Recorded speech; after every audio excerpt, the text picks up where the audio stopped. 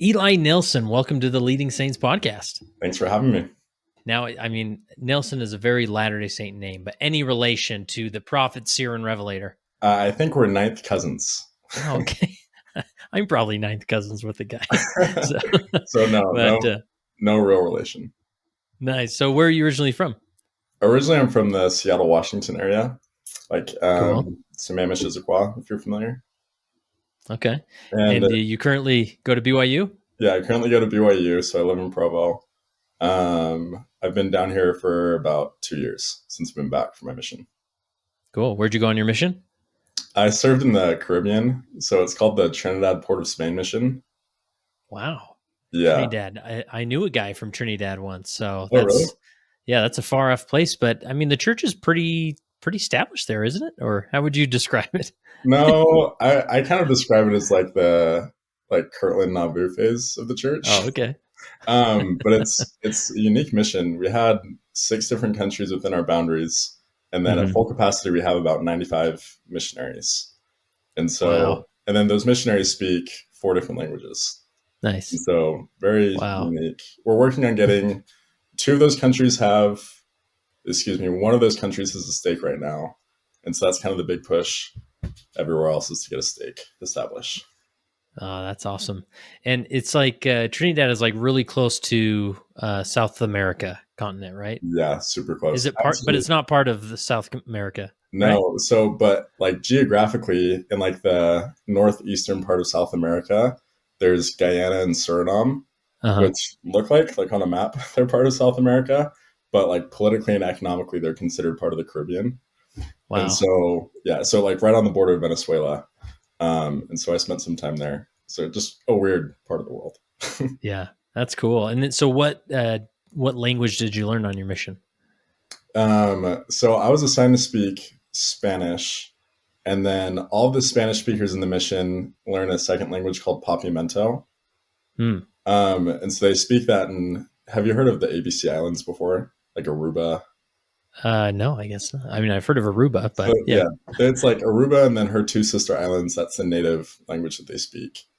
And so just because of where I served, I ended up speaking Papiamento more than Spanish. Like I took the Spanish challenge exam at BYU and I did not do well. Oh, really? Yeah. And so it's just kind of weird the way that works out. But yeah, I was kind of like a dual language missionary. And then what are you studying at BYU? I'm pre-business. And so I'm getting ready to apply to you can apply to like 3 different programs at a time. But I'd like to do the business strategy program at BYU. Awesome. So what are you going to be when you grow up? I don't know. TBD. Yeah, well, that's cool. I think a business degree is a good path when you're not quite sure. You can you'll always use that. So no matter what you do. So, and you are currently serving as the Elders Quorum president of your young single adult ward. Is that accurate? Yeah, that's right. Cool. And how long have you been in that calling? Oh, I've been in that calling for I think 3 months now. Okay. Which for a YSA ward is pretty you're pretty long. So there's 2 different quorums in my ward, and we have been through 5 Elders Quorum presidents this year. Wow. So awesome. And is there a story behind when you were called as the Elders Quorum president?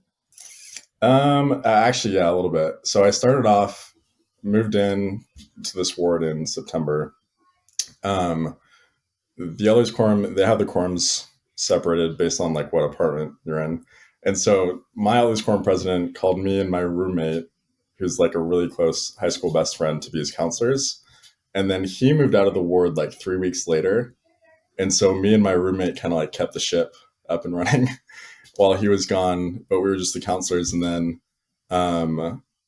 I had kind of received it. This has never really happened to me before, but I had received an impression about getting called as the next Elders Quorum president, probably like very soon after he moved out of the ward. But then that call wasn't extended for like 2 weeks after that. And then we went on winter break. And so in terms of me getting sustained and set apart in the sacrament meeting, that didn't happen until like a month after I was called, because we had to come back from the new semester. And so I had like a whole month to basically prepare and organize and receive revelation, which was actually a huge blessing. Was there anything specific you did during that preparation time to just sort of soak in it all and aim for revelation? Yeah, no, I did quite a bit. So the first thing I really focused on was my counselors. Like I said, I actually live with my 3 high school best friends. And so I ended up calling 2 of them to be my counselors. There's also kind of a funny story with that. I thought I had the order of my counselors right when I went to call them and when I submitted their names to the stake presidency. And then when they got sustained in sacrament meeting, the high counselor that sustained them, who's also YSA, that's a change that they've made.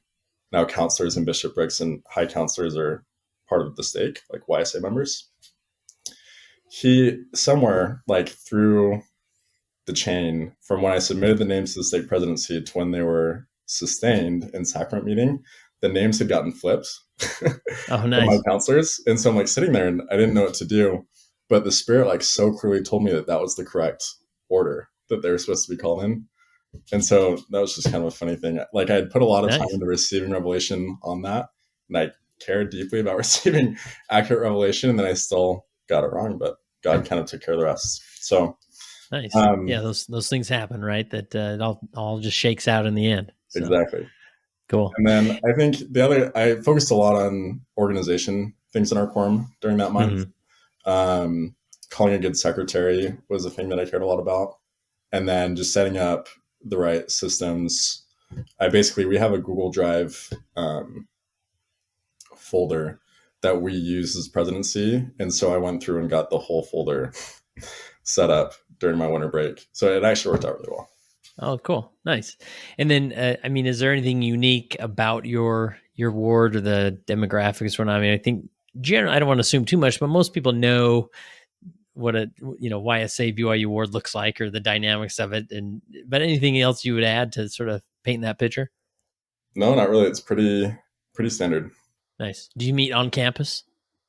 We meet on campus. And then it's just based off of where you live now. Mm-hmm. And so we have BYU, some UVU, and then some people who aren't in school at all. But yeah, we still just meet on campus. What building do you meet in? We meet in the Talmadge building. Oh, nice. Like the big math building. Cool. All right. And so we'll jump into just some things you've learned and experienced here. You sent me a good list. This will be like like just a quick round here. We'll hit some of these fast or some of them long, whatever it takes. So the first one is as far as the principles that help you in leadership is loving the handbook. How do you go about doing that? Yeah, I love the handbook. It's like almost a taboo thing, I think, when you're just like so focused on the handbook. But the cool thing about the change that the church made with the handbook is that it's constantly changing. Yeah. And like when you take time to go through it, like I never tell people anymore that I know what the handbook says because it's always changing. It might have changed since the last time I looked at whatever section we're talking about. And so I just really cared about us kind of being like cutting edge, if that's the right term, in our elders quorum, because I wanted us to be up to date with everything that prophets, seers, and revelators want us to do, the way that we function. And that's, there are sometimes challenges related to that. I think especially in YSA stake, because you're dealing with a lot of leaders who aren't really familiar with the handbook at all, like have never looked at it before. And in general, sometimes it's hard to get college kids to be super engaged in their calling. And then at the same time, like, at least in our ward, sometimes people get really set in old ways of doing things without taking time to like fully understand what the handbook is teaching now. And so, yeah, that's been fun to navigate as I find the balance between loving the handbook and promoting the handbook while also not being like a handbook Nazi and trying to just like shove the handbook down people's throats. But we've seen a big impact in our quorum as we focus on the most recent up-to-date information that we get from the first presidency and the Quorum of the 12. Yeah. And I like that how you frame that sometimes it can be sort of cut and dry, it's not very innovative. Some may frame it, but also it helps you recognize a lot of tradition. I think there's a lot of things we think, oh, that's definitely in the handbook. I think that's the way we're supposed to do it because that's the way it's always been done. So it must be in the handbook. And then when you look at the handbook, oftentimes it's not there and there's a lot of space to innovate and to adjust as you want. So it really can be a tool both ways. Yep, absolutely. Awesome. All right. Next one is finding the balance between magnifying your calling while also being a good peer. Expound on that. That's something that I think applies probably to every ward in the church, but it's something that I deal with a lot in a YSA ward because, for example, in my elders quorum, I want my core members to know that I take my calling seriously and that, I understand that I'm a key holder and I try to magnify those responsibilities. But at the same time, if I'm too far on that side of the spectrum, I'll come off as like holier than thou or ingenuine or insincere. And at that point, it's like I'm doing more harm than good. On the other side of the spectrum, I have being a good peer and being really relatable. But if I become too casual or lax, I lose some of the power that comes with the, like the defined leadership side. And so finding the right balance between like, hey, I'm called, I'm here to lead, and I take that responsibility serious, but at the same time, I'm just like you, and there's really no difference between me and everyone else, has been really vital for us and actually having an impact on our quorum and on the ward as an elders quorum presidency. Yeah. Is there an example coming to mind as far as how, when you've been caught in between those two roles? Yeah, a little bit. I was this last Sunday, we had to teach as a presidency. Both of our teachers were out of town. And one of my counselors, when he was teaching, and we're up there, like, I think we definitely try to look professional, and we're conducting the meeting the way that you conduct any elders quorum meeting. There's really not anything different about that. But like the language he was using was really casual. It was like slang, because that's what they understand. Like that's what they'll relate to. And we had been talking about some story about how Elder and Sister Bednar had a disagreement with each other. And my counselor goes, I just can't imagine Elder and Sister Bednar beefing. He's like, that's so crazy to me. And like the whole room laughed. And so that was just a good, like we were teaching a really spiritual principle. It was clear that we, took that responsibility seriously. But at the same time, he was able to kind of merge that gap between being a leader and a peer. Yeah, I think that just that concept of, and again, there's not like a right or wrong way to go about it, but to sit with it, especially as a presidency or as a quorum, and just say, how do we make sure we don't come across as holier thou, or, Eli would never struggle with this or that because he's the elders quorum president. When in reality, that's not the case, right? I remember one example that comes to mind is when I was called in a stake presidency, and on like day one, the stake president in our first presidency meeting said, I want all of you to call me Todd. I mean, he's like, I realize it's important, and that's his given name is Todd. He wasn't just like thinking of a name, but and obviously there's a time and place, and maybe a formal meeting where we should have referred to him as president, whatnot. But just it really made for a better brotherhood and a connection of that we didn't have to treat him differently or call him by the title and the rest of us by first names, and so just humanizing yourself that way, and it makes them, like you said, more endearing and easier to connect with. Yeah, no, that's a really good example. I never ever call somebody brother or sister last name, especially in the YSA word. It's just so, it's just weird. Yeah, I don't know, maybe that'll go away in the next 10, 15 years. Oh, but, no, certainly it might, but at least for now. Yeah, I can see it, especially in a YSA word, that, your peers and, most everybody's within the same age range, definitely the same demographic. And so, let's act like it, right? So, all right, next one is fostering active leadership in the quorum and ward. How do you do that? Yeah, that's another big one. And it kind of goes back to what I was saying earlier. Like, sometimes you just work with quorum members, and this is true anywhere in the church, but you just work with members or leaders who aren't super engaged.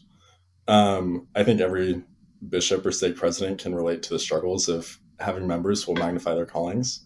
And that's certainly something that we've seen in our quorum and ward and stake. And so one thing that we do is just show them that we're active and that we care.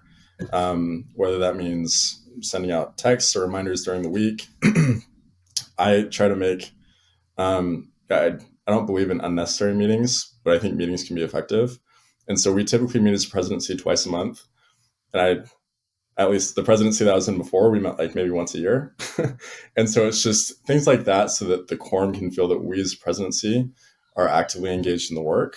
We're here to help them on a daily, weekly basis. We think about them, we pray for them daily, and then kind of spreading that energy throughout so that when a quorum member gets an assignment or when they have a comment they want to share, it's just super active, involved, front of mind. Yeah. Awesome. Next is about the oxygen mask analogy. Break that down for us. Yeah, no, I love the oxygen mask analogy. It really just goes back to the principle. And again, this is a lot like not coming off as holier than thou. But if you don't put your own oxygen mask on first, if you don't take care of yourself as a leader, it's really, really hard to help the people around you. Um, I think it's also insightful because the people that you lead, regardless of what capacity you're in, are going to watch what you do. And that in some way, shape, or form is going to change the way that they think and act. When I was on my mission, at one point I had the opportunity to serve as a zone leader. And I remember I was sitting down in an interview with my mission president. Um, and he said, this was, so I was a COVID missionary. I had been reassigned to California. And so at this point, I'd been on my mission for about a year. And so it was one of my first interviews with this mission president. And he just kind of looked at me and he said, well, sometimes you might just want to be Eli, which, like, really any missionary who's ever served and has been called by their first name, like, it takes you back. Yeah. And he said, but you have to remember that you're Elder Nelson, the zone leader, and your missionaries are going to watch what you do. And I think up to that point, I'd never considered that as a leader, people will watch the way that you act. And so if you don't take care of yourself spiritually, mentally, physically, emotionally, it's really, really hard to feel like you're doing your absolute best as a leader. Yeah. My home state president his name is Jared Spataro, someone that I really look up to. My dad is one of his counselors, and so I've been able to spend quite a bit of time with him over the last few years. And he's really big on every single day when he wakes up, the very first thing that he does is 30 minutes of worship or scripture study. Mm-hmm. And he just talks, like, I talked to him a few weeks ago, and he said, if there was one thing that I could get every single member of our stake to do, it's 30 minutes of worship first thing when they wake up in the morning.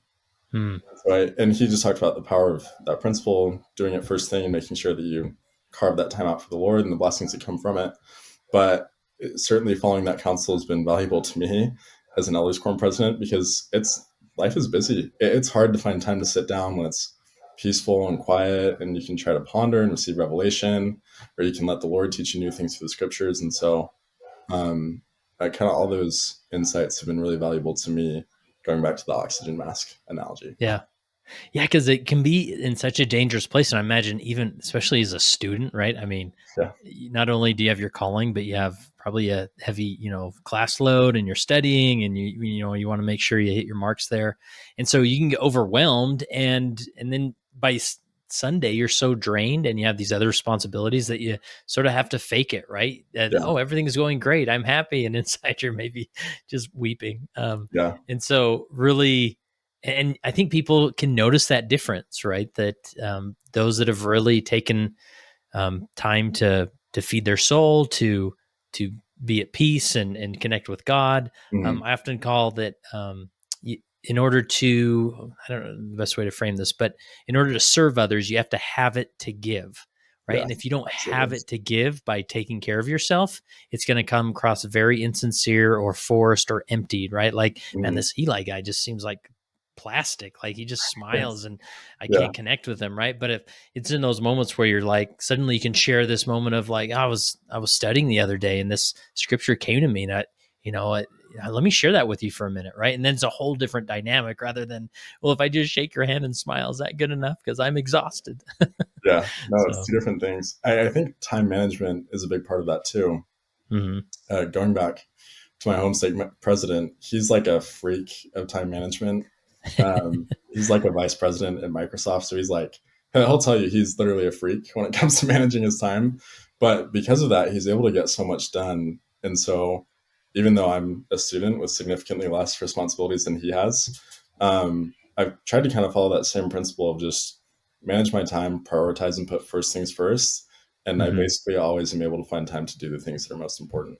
And then I don't find myself in that Sunday situation where I'm slowly dying on the inside, trying to put a smile on my face.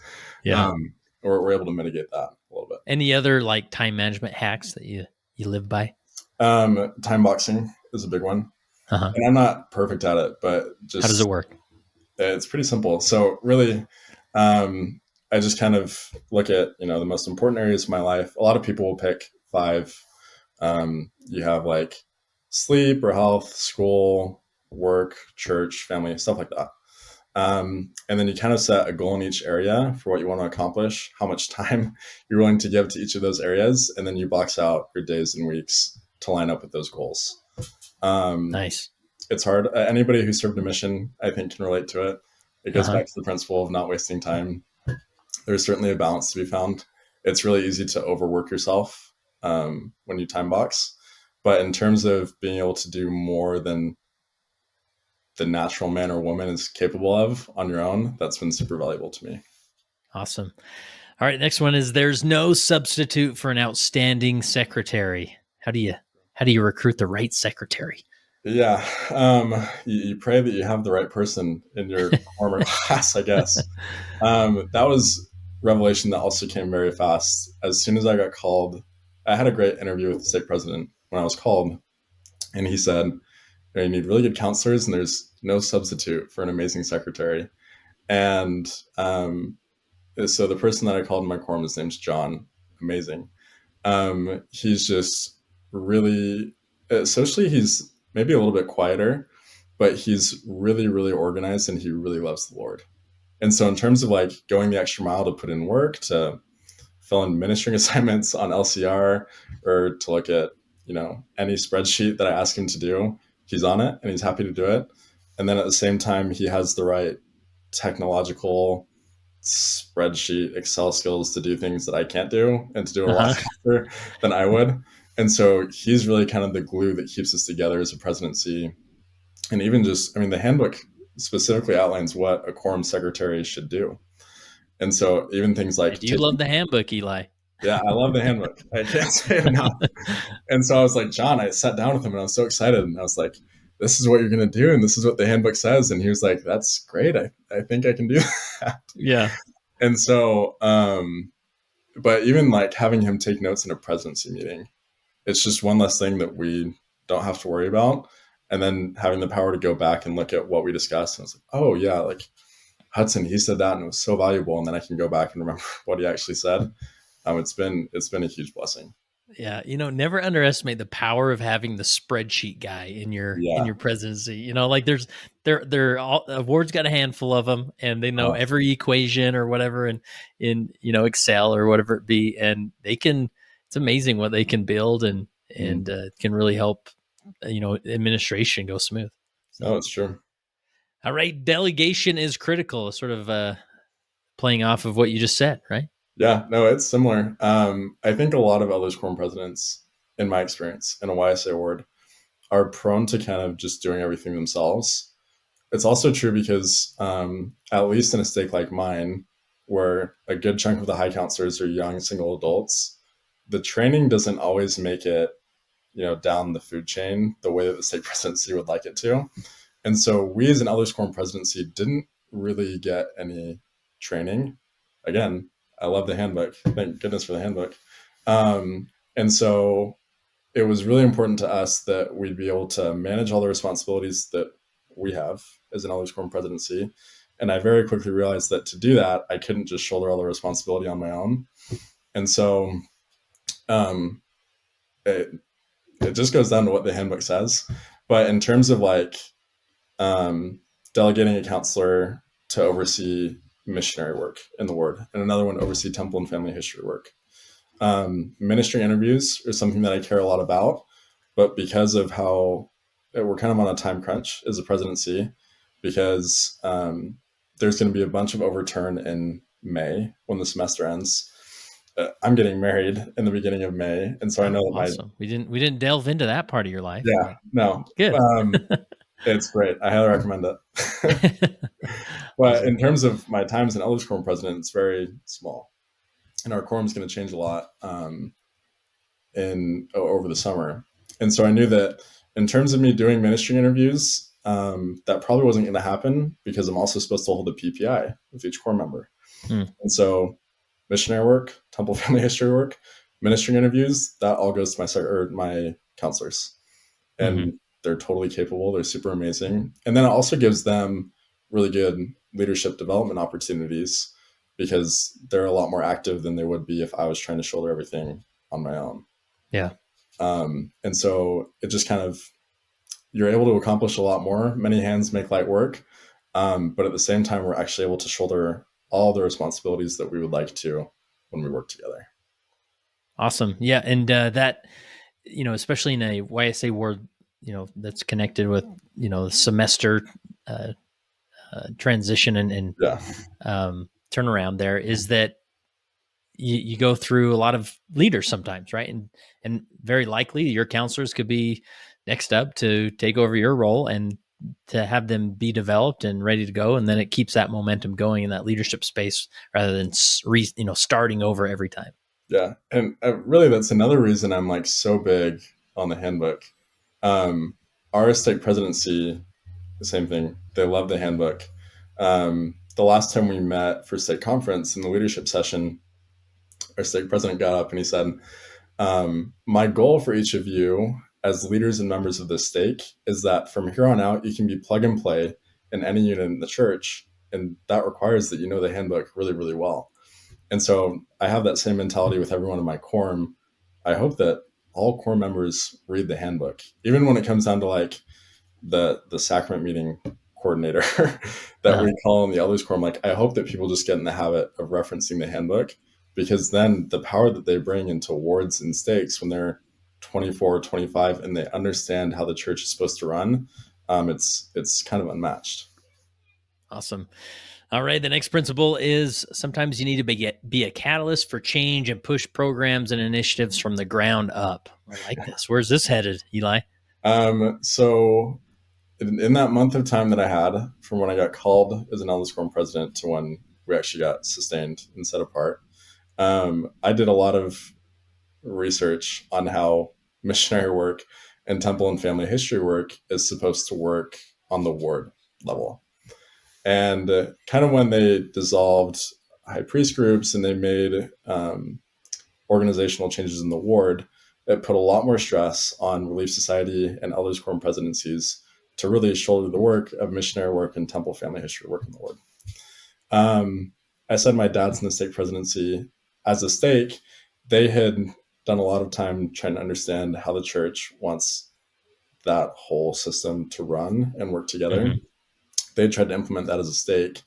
Unfortunately, it was quite a bit different from what my ward was doing at the time, and just in terms of how missionary work and temple and family history work was organized. And so, for example, we had like a counselor who was in the bishopric, and he was kind of the one who was in charge of temple family history work. There might have been like a temple and family history leader that was called, but they were pretty just uninvolved. And then we had like a ward mission leader who was in charge of all missionary work. But like up to that point, the elders quorums and relief societies weren't really doing anything.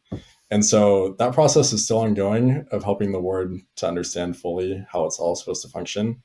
Again, because I don't want to be like uptight about the handbook, I recognize that it just takes time to fix. And so what we're working on now is developing, as a ward council, a plan for missionary work and a plan for temple and family history work, and then using ward mission leaders and ward temple and family history leaders to implement that. And then allowing, because again, there's 2 elders quorum presidencies and 2 relief society presidencies, allowing the appropriate counselor from each presidency to oversee whatever work they're delegated to work with. And then it kind of works up the food chain through Relief Society and elders quorum presidents, and then we bring that all back to the ward council. And so we're working to establish that ecosystem, but it's still an ongoing process. Yeah.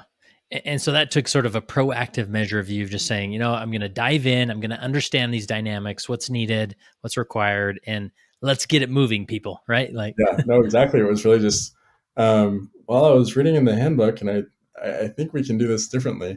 Great news, ward council. We can sit down and establish a missionary work plan. And you kind of get some funny looks in the beginning, but I think in the end, people really appreciate doing things by the book. Like, I'll sound like such a stickler for saying that, but it's true. Like, if we just want to be in line with the most current, up-to-date revelation, which is really exciting because the gathering of Israel is ongoing, actively being led by revelation, then we simply just kind of have to stick to the handbook because, like I said before, it's constantly changing. Yeah. And then obviously that requires you to motivate some people. And the next principle you have here is the only proper motives in church leadership are the two great commandments. Yeah. Break that down. So this again goes back to something that my dad taught me. My dad has basically been in church leadership my whole life. When I think of leadership principles that I've been able to really keep with me over the years, they mostly come from him and just being able to watch his example. When I was in high school, he came up to me and he said, how would you respond if in the next life we get to the judgment and God says, it doesn't matter what choices you made, everybody's in. Doesn't matter who you were, what you did, everybody can dwell with me in my kingdom. And my immediate reaction was like, what the heck? That's not fair. Yeah. What about me? I did all that work in my mortal life. Like, why can these people just get in scot-free? And he just kind of said, well, how do you think the Savior would respond?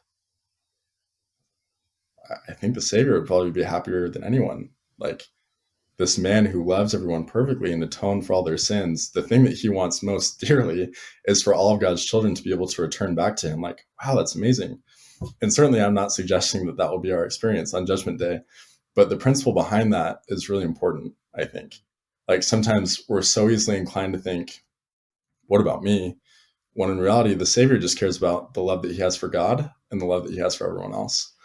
And so going back to the whole holier than thou thing, which can be really hard to fight in any word, but I think especially in YSA, if my efforts as an Elders Quorum president aren't motivated by love, it's really hard for me to have any impact on my core members.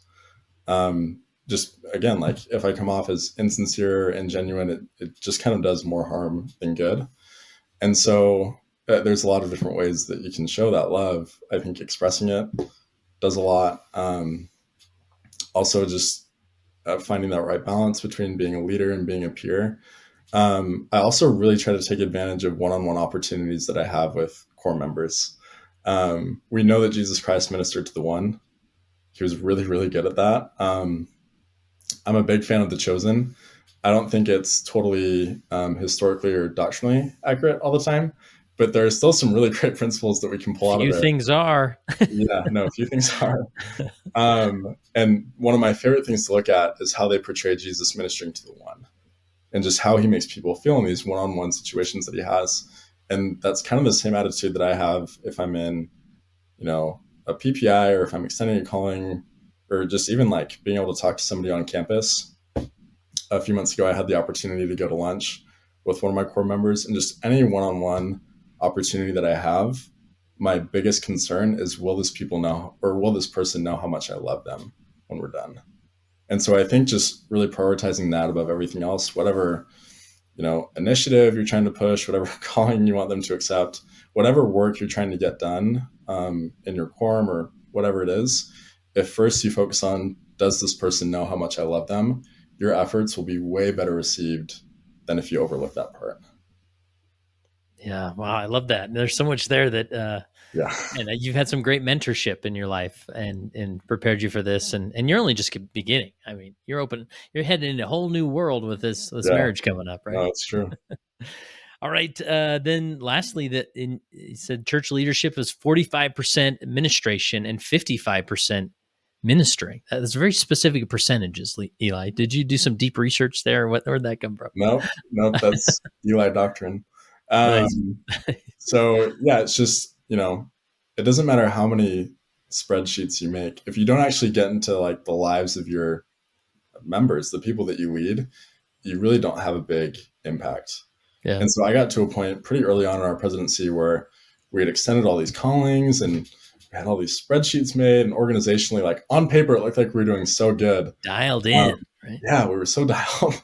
But then I think about like my own personal relationship with each core member, or just things that I had seen in the lives of core members that had really had an impact. And I felt like we'd fall short in that category.